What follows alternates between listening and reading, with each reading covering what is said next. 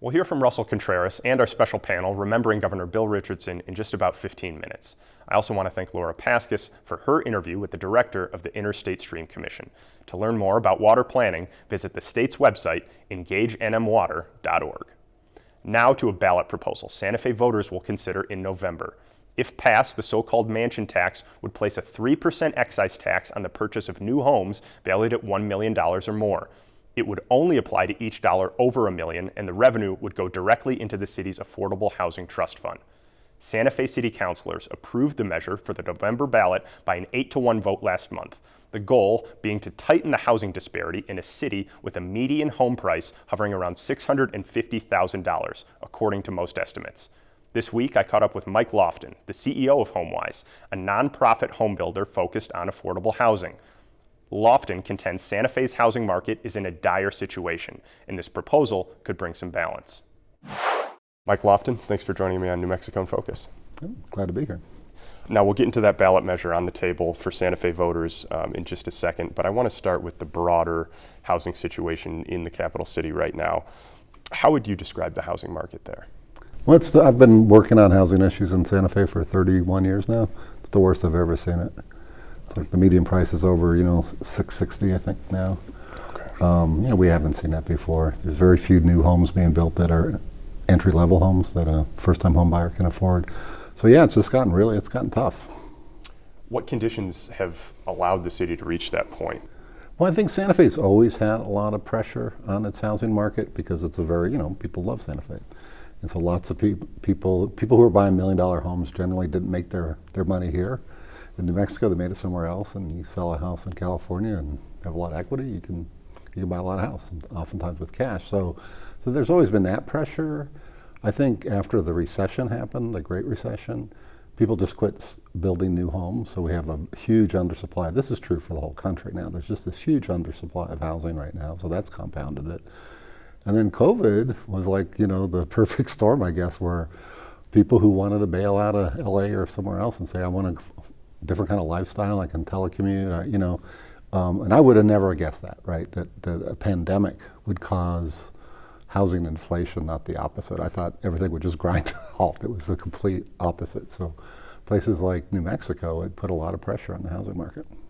So who is getting priced out right now in the current scenario? Well, it's people who work there, right? So, school teachers, nurses, police officers, well over a third of Santa Fe's workforce lives outside the county, not just, outside the city limits, but in a different county. And we need people to teach our kids if we need nurses, and we need people to work at restaurants, and people that buy expensive second homes want somebody to wait their table too. So it's good for everybody if people can live where they work. Has there been any recent progress in trying to create more affordable housing? There has, and there's been, and the city has actually done a lot of good things, right? I mean, they have this Affordable Housing Trust Fund, which was, I think, the first in the state to dedicate local money for affordable housing, so that was a big deal. They a long time ago bought Tierra Contenta, which is a big piece of land on the south end of Santa Fe where a lot of new affordable housing has been built. So they've been pretty, they prioritize other federal money for affordable housing, so they're doing a lot. It's just not enough to deal with the problem that we have. So this proposal that voters are going to consider in November, it would place a 3% excise tax on the purchase price of homes in the city over $1 million. So that's every dollar over the 1 million point would be taxed. If voters pass this, and an estimated $4.5 million would go into that Affordable Housing Trust Fund that you just mentioned. Can you explain how that trust fund works?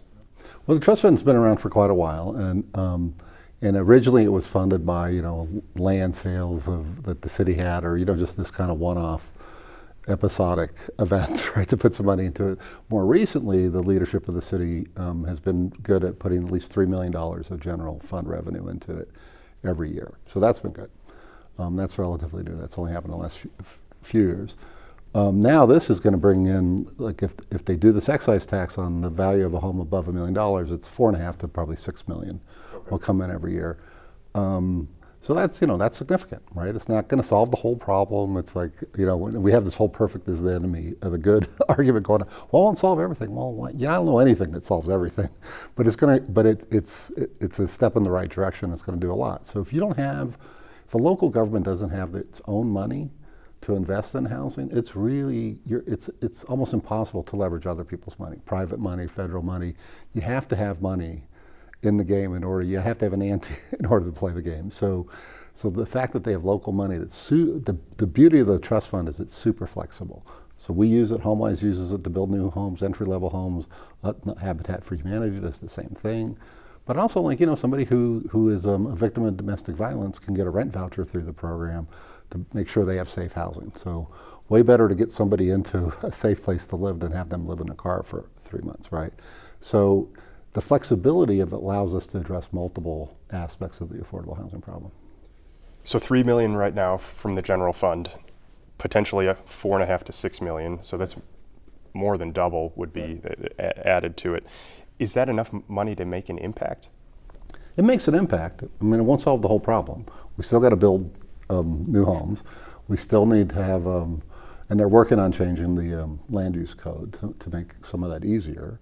But you got to do multiple things. Like, complex problems have multiple causes, and they have you have to have multiple aspects of the solution. So I think it'll be a big deal to have that kind of money, available. Now, in 2009, Santa Fe voters rejected a similar measure. It would have applied to homes above $750,000, and it would have applied a tax rate of 1% instead of the 3% that we're seeing right now. That did not pass. What's different now? Do you think it has a better shot?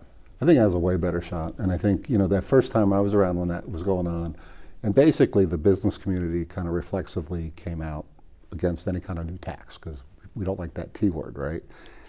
This time, the only ones coming out against is the Association of Realtors, which is no surprise, because I think the broader business community realizes if we don't have housing our workforce can afford, I mean, they're struggling just to keep their doors open. I mean, healthcare has all these vacancies, private businesses have all these vacancies. There's the restaurants that are closing down 2 to 3 days a week because they can't get enough of a workforce.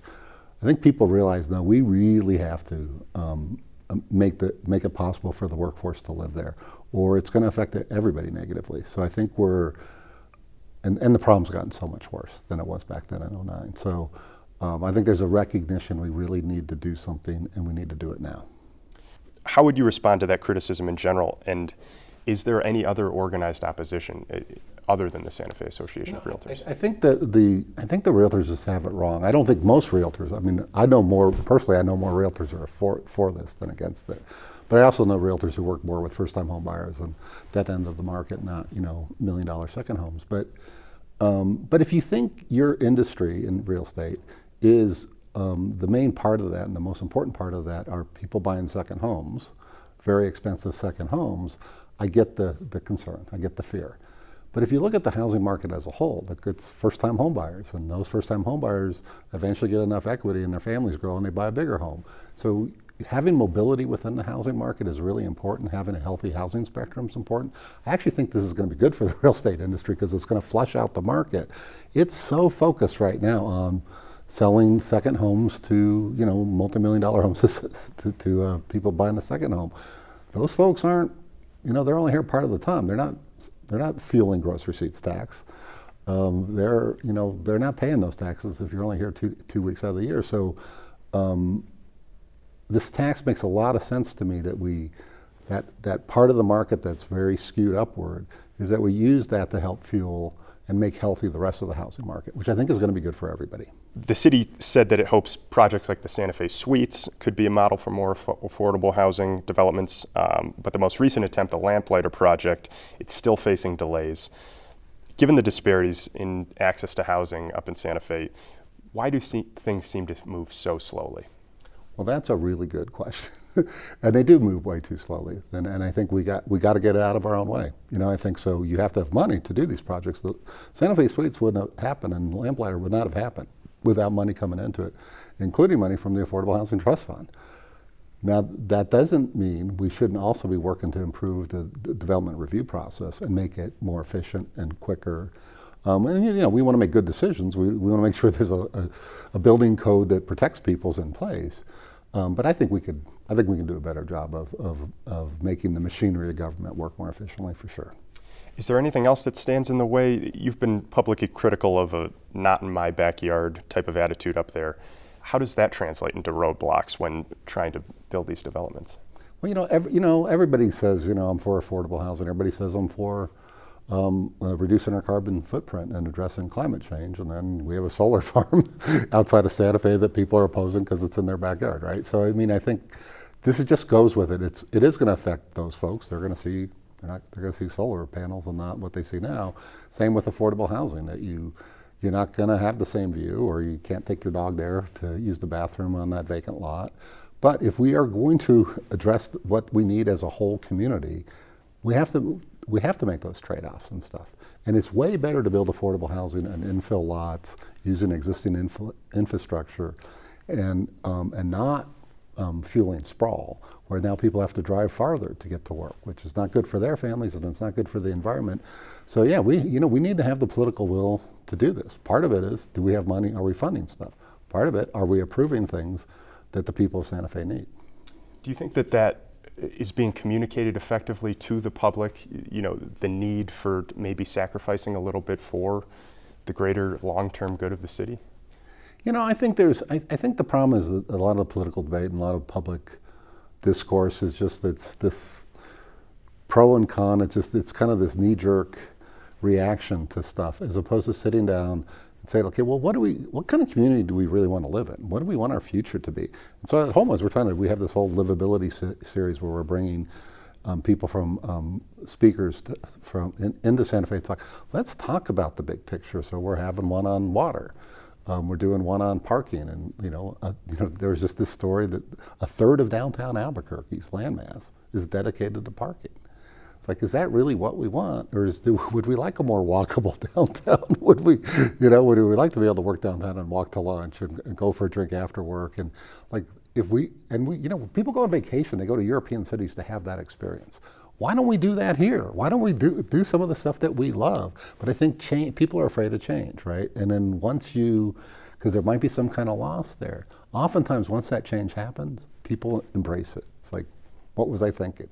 It's great to be able to walk down the street and get a cup of coffee, whereas one that was proposed is like, oh, that's only going to increase traffic. It's always some kind of loss.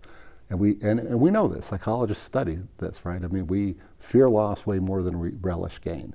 And we need to, as a community, there's a huge gain from having your workforce be able to live in the community. When there's an emergency, the SWAT team police officer doesn't have to commute 60 minutes from Albuquerque to Santa Fe. It's a good thing to have them in our neighborhood. So let's do it. Now, essentially, this proposal that's on the table, these are my words, but it's the tax the rich philosophy in general. But whatever the dollar amounts, could something like this translate to another city in New Mexico, say Albuquerque? I think so, because I think the thing is, what you're looking at is, housing is part of a marketplace, right? And so what you have in Santa Fe is this very skewed upward market, and people at the entry level of that market are being left out. So, there's been an argument, why don't we just, raise the property taxes on everyone? Well, then now you're raising the housing cost, the property tax part of the housing cost, of the people who can least afford it. It makes sense to tax the second home, the more expensive home, to equalize that out. So I think it just makes a lot of sense to do that. Now, Albuquerque, it might be different, what that solution is. And I don't know that high-end end of the market in Albuquerque. But it's certainly worth looking at. And we should, in Santa Fe, it's a very appropriate measured solution. But we should, but it's not going to be the only kind of solution. We need to be looking at different solutions in different places. Overall in Santa Fe, is money enough to solve the larger problem of the housing disparities there? Are there other factors that make Santa Fe unaffordable for people? No, money's not enough. You have to have money. That's part of the equation. But you also have to have new supply of housing. So just having money for down payment assistance, if you're not building some new homes, isn't going to solve the problem. So we need to do both, because if you're trying to help somebody get into a home, it's can they afford it and can they access it, right? If people don't have any access to down payment because the rents are so high they can't save it, we got to close that gap too. So so you got to do multiple things. I think the biggest thing Santa Fe needs to do, it's made a lot of progress on developing new rental housing, where we're falling behind. If you look at a graph, I mean, the number of rental permits is going up quite a bit. The number of permits for ownership housing has been going down over the last several years. So we got to shift that dynamic. But it's doable, you know, and I think it's, you know, it's not like this is a solvable problem, but you need the political will to solve it. Mike Lofton, thanks for joining me here on New Mexico in Focus. Great, thank you.